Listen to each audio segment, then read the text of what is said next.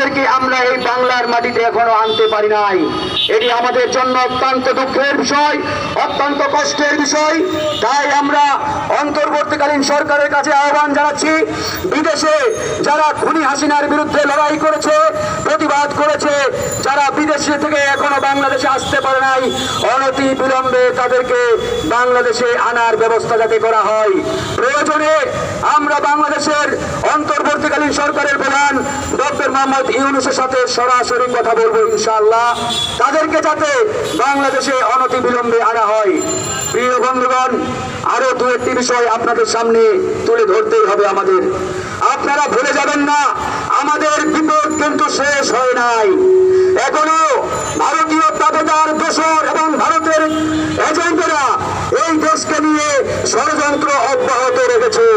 তারা প্রতিনিয়ত এই সরকারকে বিপদে ফেলতে এবং এই দেশকে একটি অস্থিতিশীল পরিস্থিতি তৈরি করার সর্বাত্মক চেষ্টা চালিয়ে যাচ্ছে। তাই আমরা ছাত্র জনতাকে বলতে চাই, আমাদেরকে সজাগ থাকতে হবে, সতর্ক থাকতে হবে। বাংলাদেশে এসে সেই স্বাধীনতার ঘ্রাণ একবারের জন্য হলেও এই মুহূর্তে আসা উচিত আমি মনে করি, এবং সেই জন্য তাকে ফেরত নিয়ে আসা উচিত। শুধু পিনাকি ভট্টাচার্য তাদের না, জ্যাকব মিল্টন ভাই নাগরিক টিভিতে নিয়মিত বক্তব্য রাখেন, অনেক গঠনমূলক গোপন গোপন তথ্যগুলো দিয়েছেন যে সজীব ওদের জয় কত টাকা লুটপাট করে বাড়িঘর করেছে, তাদের তথ্যগুলো দিয়েছেন। নাগরিক টিভির সাকিব ভাই, নাগরিক টিভির টিটু ভাই অসাধারণ একজন ব্যক্তি, আমাদের নিয়মিতভাবে বিভিন্ন কার্যক্রমে সহযোগিতা করেছেন, অর্থায়ন করেছেন এবং যখন প্রতিবাদ করতে হবে প্রতিবাদ করেছেন। সাইফুল সাগর ভাই ফেস দ্য পিপুল, উনি এই সময়ে বাংলাদেশকে যখন ব্ল্যাক আউট করলো, উনি এই পুরা বিষয়টাকে বিভিন্ন ভিডিও বা সারা বিশ্বকে জানানোর যে বিষয়টি, উনি পিনাকি দাদা, নাগরিক টিভি তারা অত্যন্ত ভালোভাবে করেছে। এম রহমান মাসুম ভাইয়ের কথা না বললে হয় না। আর ইলিয়াস ভাই হলো পুরান খেলোয়াড়, সেই যখন কোনো সাংবাদিক সাহস পাইতো না তখন ভোট চোরদেরকে ভোট চোরের মাঠে চামড়ানি দিয়ে বেড়াইছেন। অর্থাৎ এই কয়টা মানুষ বাংলাদেশের জন্য একটা মুখমণ্ডল ছিল। বাংলাদেশ বলতে এই কয়টা ব্যক্তিকে আমরা বুঝেছি। কোনো মিডিয়া হেল্প করে নাই, কোনো টিভি হেল্প করে নাই, হয়েছে একরকম, বানাইছে একরকম। আমি আন্দোলন করছি লাঠি হাতে জনগণকে উদ্বুদ্ধ করার জন্য, যে আপনারা সবাই লাঠি আমাদের সম্বল। আমি করছি উজ্জীবিত, আমাকে বানাচ্ছে যে আমি উস্কানি দিচ্ছি।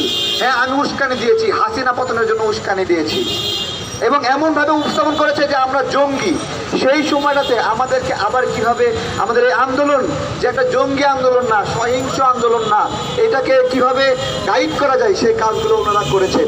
ঢাকায় আসতে পারছেন না, আমরা চাই তাকে ফ্রান্সের এমবেসি থেকে প্রয়োজনীয় একটা ট্রাভেল পাস দেওয়া হোক, যেটা নিয়ে তিনি একটা বিমানে চড়ে বৈধভাবে ঢাকায় আসতে পারেন এবং জয়ের এই আনন্দে অংশগ্রহণ করতে পারেন, জয়ের এই আনন্দে আমাদের সঙ্গ দিতে পারেন।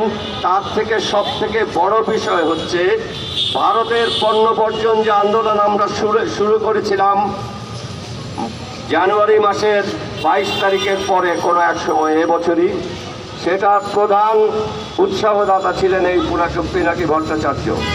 আজকে আমরা সেই ভারতীয় পণ্য বর্জন আন্দোলনকে ভারত বর্জন আন্দোলনে রূপান্তরিত করতে চাই।